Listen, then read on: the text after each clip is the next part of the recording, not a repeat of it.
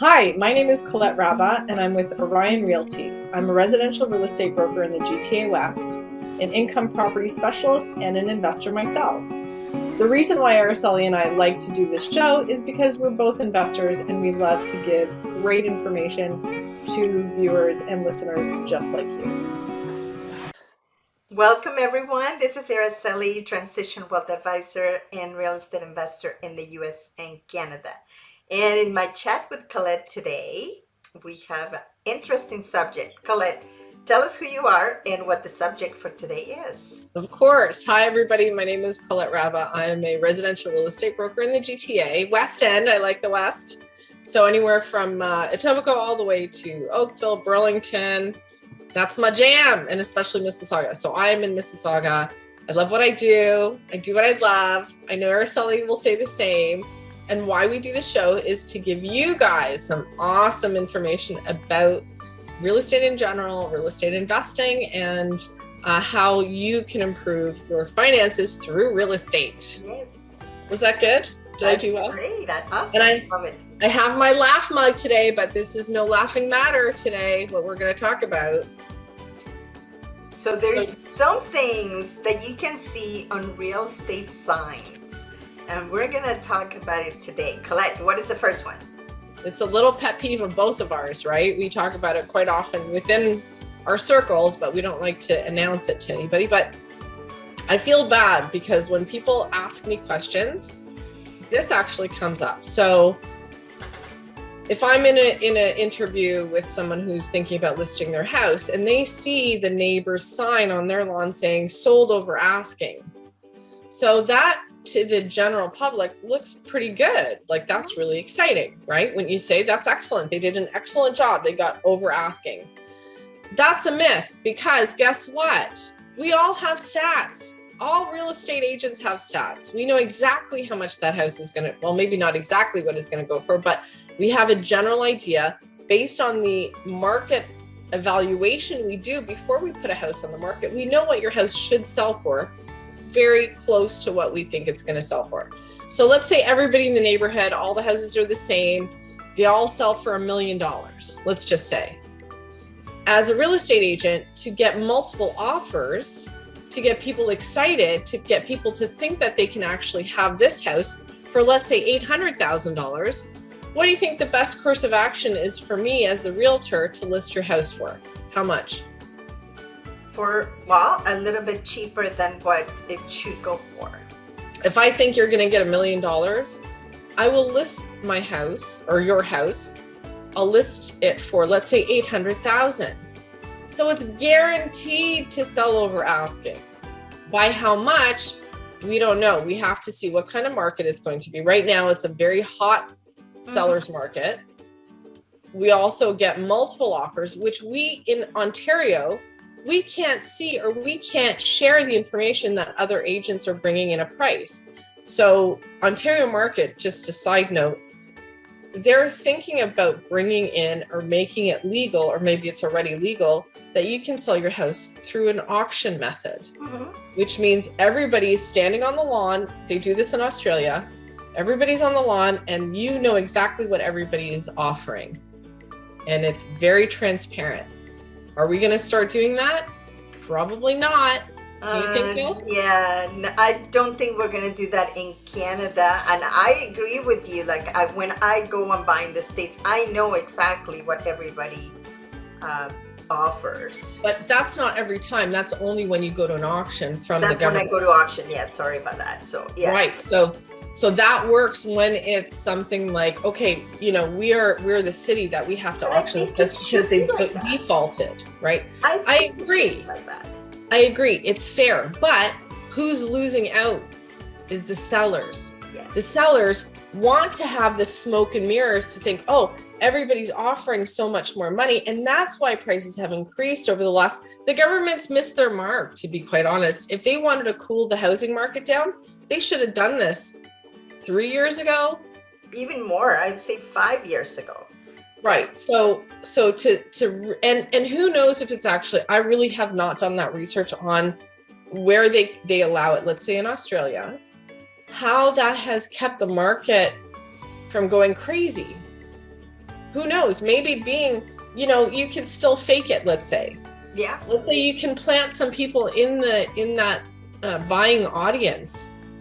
I'm sure I've heard of that before in other, maybe not for housing, there's but always a way to change that dynamic. But at the end of the day, for example, we were talking about having a sign on the loan saying over asking. Even if the house sells for $1 million, if you list it for $999, technically it's still over asking. Exactly. Over asking. Exactly. So it makes a big difference when it's the market. So another pet peeve of mine. So you understand what sold over asking. It's really not that impressive, especially in this market.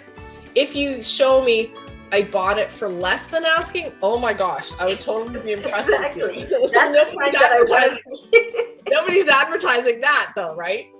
My other favorite thing is it seems like a lot of agents, excuse me if you haven't seen this, but when other agents advertise, I am number one, I am this, I am that. You have to read the fine print of who's thinking you're number one. Your mom? Yeah. That my mom thinks I'm number one.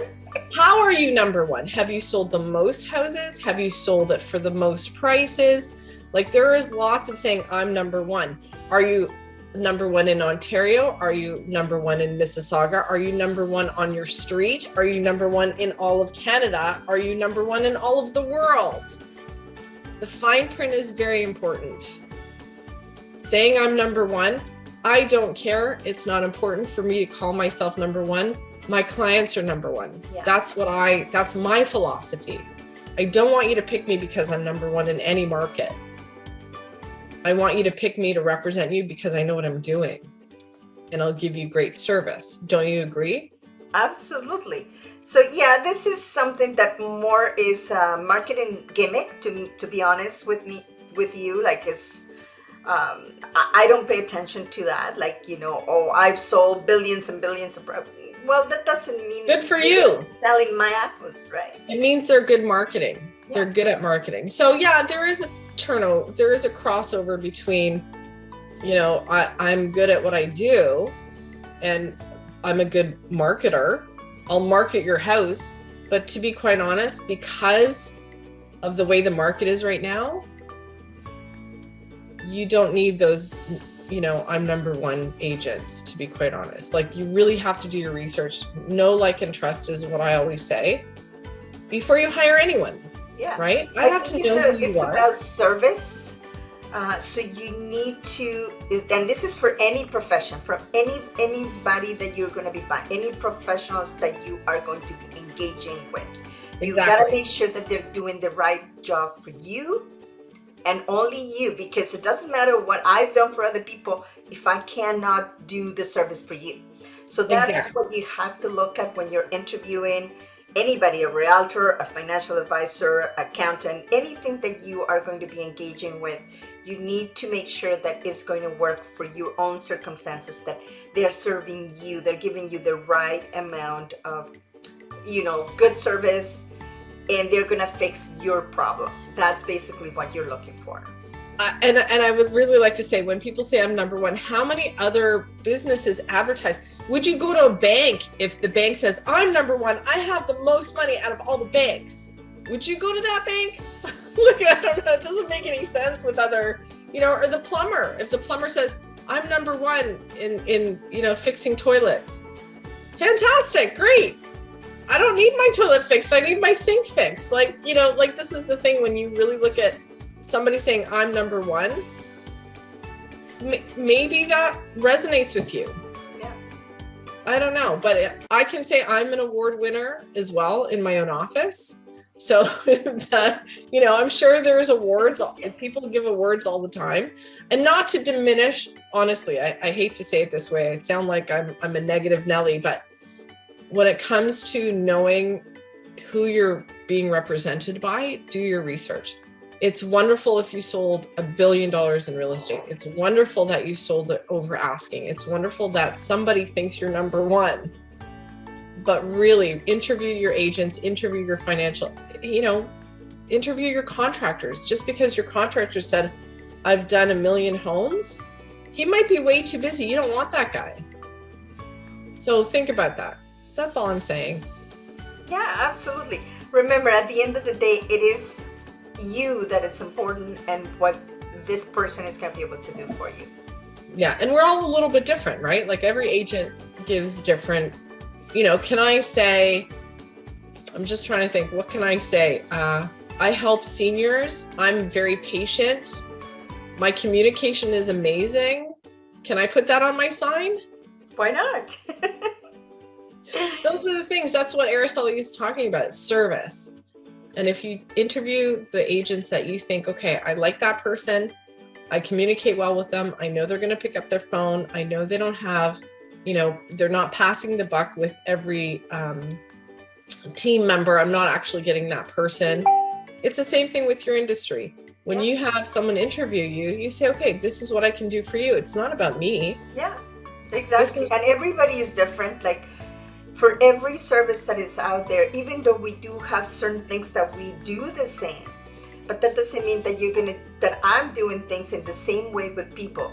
When I have an interview or when I have an engaging conversation with somebody that is looking at hiring me, we look at what is important to that person. Are they going to be looking at saving? Maybe they want to plan their retirement. Maybe they're looking to pay their debt. So what is important to you? And that's what we work on. So that is the most important thing. I've seen advisors and also realtors, anybody out there, that they want to push things on you that you should be doing. And it might not be bad, but it's not what is important to you. And to me, what it's more important to me is that you are serviced the way you want to be served and what is important to you. Well, and the one thing too that I can say too about my clients is, especially first-time home buyers, or for you, people that have never used a financial advisor before, you have to go through a very, I don't know, how can I say this? Like you have to really get to know who your client is first before you say, I can do this, I can do that. There are other agents that I've had where I've talked to them and I've said, hey, tell me a little bit about yourself. And it's all about what they are. And to me, that's not how I work. It's about what my clients need. Tell me what you need. And we all have that specialty, right? So I know you deal with people in transition, growing not just their wealth, but their retirement too. There's so many things that go into finances that are very specific. Yeah, and everybody's different. There's so many things, and especially, I specialize in working with women that have gone through any kind of transition, mostly divorce, which is a big one for a lot of us. It was a big one for me, and especially when it touches your finances, which it does. And now if you have 2 salaries that you were using to get all your finances going, now you have 1, and you may not know what to do with the money if you are receiving anything from the settlement of your divorce. So it is very difficult, and I think the most difficult part in that point is that people are very emotional and they are not thinking straight. I think because of the stress that you go through. And it happened to me. It did happen to me, and I wish somebody was telling me, don't be stupid, don't sell your house, find a way to do it. Right, but and that's what we both agree in both our businesses. What we offer our clients are options, and that is a huge thing. Maybe that's what I have to write on my marketing. You have options, and Araceli and I have both gone through separations.